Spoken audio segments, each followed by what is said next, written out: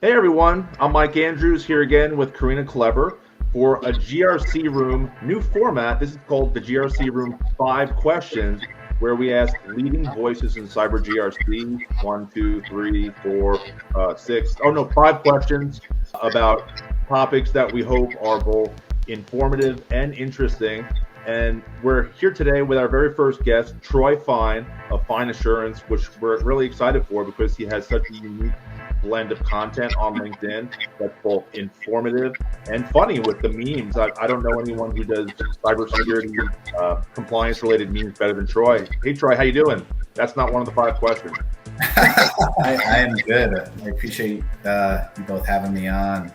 I'm glad you find my content funny and serious. I try to find the right balance. Hopefully it comes out that way. It is a hard balance. I've tried to do it, and it's pretty tough. But and hey, Karina, how you doing today? Hi everyone. Good. Cool. Well, if you want to get into the 5 questions, Karina, you want to open us up? Quick intro for myself. I'm Karina Klever, founder of Klever Compliance. I'm also the co-founder of the GRC Room. Very happy to have you, Troy. Thank you so much for joining us. Our first question is, which part of the cyber GRC business do you believe that companies struggle the most with?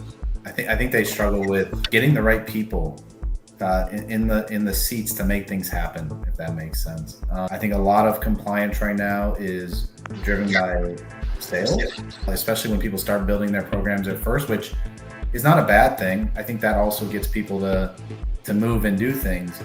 But I think when sales is the biggest driver, then it becomes like, what do we need to do to pass the audit? Or what does the auditor think? And what's the requirement for the audit? And it's like, I cringe at that when that continues to happen, because yes, it's better than nothing, I guess, when you're first starting, having like a measurement to get to, because you might not do anything otherwise, but it creates a lot of complacency, I think, right? Like the idea of GRC is not to hire somebody just to satisfy auditors, it's to actually help a company reduce risk. So I think if you don't get the right people at the top who understand that, then it really becomes like a auditor-driven risk management. How do we do this without spending how do we pass these audits with the least amount of effort and the least amount of angst?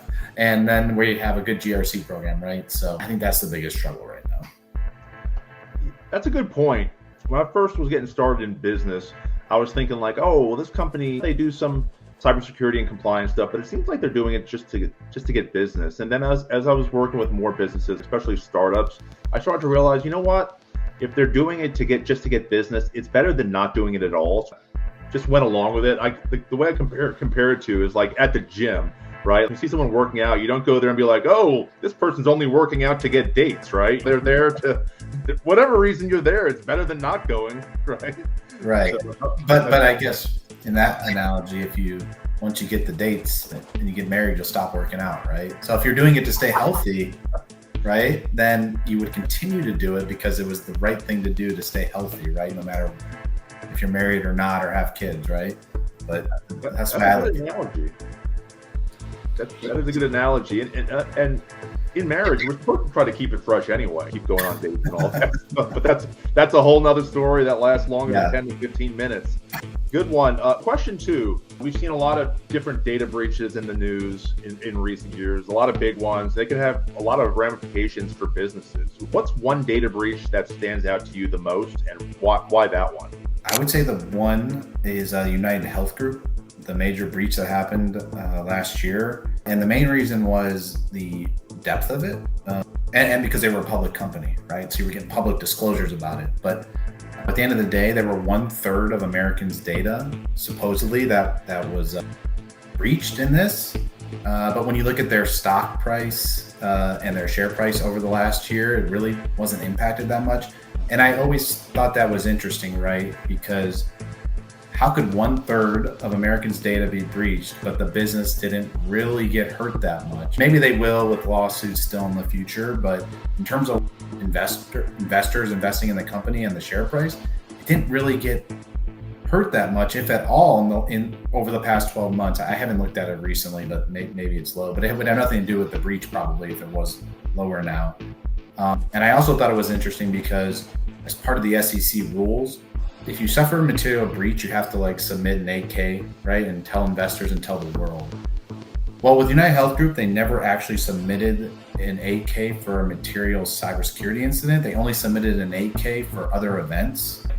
If you have a major breach and you don't think it's material to your financial well-being, you don't have to submit the 8K under material cybersecurity incidents. You only have to do it under other events. They never submitted one under a material cybersecurity incident, and 1/3 of Americans' data was breached. Like, if that's not material to your financials, then what is going to be material to a big company's financials? So that always struck me as like really interesting, and just the whole idea of like, we want cybersecurity to matter, but like when these things happen, if the business doesn't really suffer that much, it's hard to make change happen. Yeah, that's terrible. And I follow HHS OCR reportings actively, right? And right now we're at like 90% of the US population is involved in an active investigation. That number has been fluctuating between like 96 down to I think 86. So in that, but I mean, over 80%, I mean, this is every child, every parent, anyway, I could go on and on about this. So the next question is, what is the most impactful GRC related advice that you ever received? Oh, well, this one's that I ever received. I don't know if I ever actually received any GRC advice from anybody. I think a lot of my advice just kind of came from learning from others, like just reading and following people on LinkedIn or really just putting myself out there. I don't know if I ever got like specific GRC advice. This one's actually a tough one. When I started I'll put this one. When I started in GRC, I'm not even sure I knew I was in GRC yet, right? I think the biggest advice I guess I got, but I don't think anyone ever told it to me. It was just kind of like I figured it out. It was just like to raise my hand in GRC. Like nobody else wanted to do it, and so I just raised my hand and did it, right? And I think that a lot of GRC is just being willing to raise your hand and read the documents and actually figure out what is required by these standards and these frameworks, and then telling everyone else what is required by these frameworks and interpreting them in a way that makes sense for your organization, right? And if you're willing to be the person that wants to do that, and you're good at communication, and you understand technology, and you understand security, you understand how to read, and you like reading, then you can have job stability, right? So I think it was just raising my hand, right? And being willing to try it, and reading. That's really the biggest advice I ever got, I guess. That's a great point. If you can have a business that helps companies do something they're either not good at or they hate doing, or maybe both, kind of like this field, that seems like a sustainable business. So that's kind of why I've always tended to do things that people didn't want to do, because that was the way I would stand out, right? If you do things that everyone else wants to do, it's a lot harder to stand out, right? Now, I think GRC has kind of grown in the past like 10 years. When I started, it was like 2010, 2011. I don't even think schools, I don't even think had cybersecurity programs yet. I don't even know if it was a word at the university level when I was in college, right? So you kind of just fell into GRC. At least I did, right? I didn't really intend to do it. But I raised my hand and I just did it. And so I'm going to flip the question and say, that's what I would tell somebody trying to get into this field. Just do it, right? Don't hesitate. Just start asking questions and start learning. That's the way to get into GRC, really. Yeah, that's a great point. When I was going for my master's in 2012, I did information systems. Even though I wanted to do cybersecurity, I just didn't notice that many cybersecurity programs. Moving on to the fourth question, it's somewhat related, but what do you do differently that allows you to excel in this field? Post memes? No, I think I'm just I educate, right? When I first started building a brand on LinkedIn, my goal was just to teach people about SOC 2, right? And I think a lot of people 10 years ago, it's a lot different now, but when I first started posting probably 8 to 10 years ago, there was this idea like in the consulting /GRC/cybersecurity world, I think, /auditing world, that if you hold on to the information, you can like charge for that information, right? So you hold on to it and you don't give it away. Like they have to pay us for it. And I was just like, I'm just going to start telling people what SOC 2 is. Here, SOC 2 type 1, here's what it is. SOC 2 type 2, here's what. And I'm just going to give away that information. And it worked, right? But the idea was just to educate, because people were so, it was like a foreign language, right? Unless you're like, and then when you read it, unless you're like a CPA, you don't even understand what it's trying to say. So my goal was to take complex concepts and make them easy for somebody that wasn't in the field to understand at the basic level, what is a SOC 2? Why are we doing it? And that's how I built my brand, and it took off, really. That's what it was. So I think education and just selling myself as a subject matter expert in the field was what I did differently. Yeah, you definitely do a good job of that, and it feels genuine. It really, it doesn't feel like salesy or anything, or it's not boring. So really well done on that. That was the other thing. I think authenticity. I've always prided myself on just like, if you see me on LinkedIn, if I talk to you like on this, like I want it to feel the same. Like you're getting what you see right now as you do on LinkedIn, and is it going to make everyone happy? No, probably not, but that's impossible. So my goal is not to necessarily say what everybody wants to hear in different situations, just to be authentic and do what I think is right. That's an important point, because I know I get into trouble a lot because I never tell people what they want to hear. I would say it exactly like it is. So, all right, last question. Thank you for all of that information. So what is the one top thing that a business can do today to strengthen their cyber GRC posture? What's the one thing? Oh, well, there's many things, but what's the one thing they can do?